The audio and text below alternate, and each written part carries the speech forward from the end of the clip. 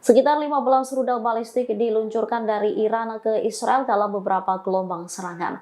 Serangan ini memicu kerusakan parah di fasilitas-fasilitas penting rezim Zionis. Rudal-rudal Iran ini diluncurkan hari ini, Senin 23 Juni 2025. Rudal-rudal itu ditembakkan dalam beberapa salvo selama hampir 40 menit. Ini menandai salah satu serangan rudal Iran terlama dalam perang tersebut.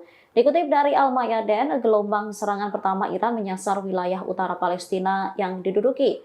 Sementara gelombang kedua menuju Tel Aviv, Yerusalem, dan Ashkelon. Kemudian gelombang ketiga menuju pemukiman di sekitar Gaza. Sebuah pesawat Israel mengubah arah sebelum mendarat di Bandara Ben Gurion setelah rudal ditembakkan ke wilayah yang diduduki. Serangan Iran kian intens diluncurkan setelah Amerika Serikat menyerang 3 fasilitas nuklir Tehran pada Minggu 22 Juni. Untuk pertama kalinya, Iran meluncurkan rudal Khaibar. Serangan rudal antara benua ini menyebabkan Tel Aviv mengalami kerusakan parah.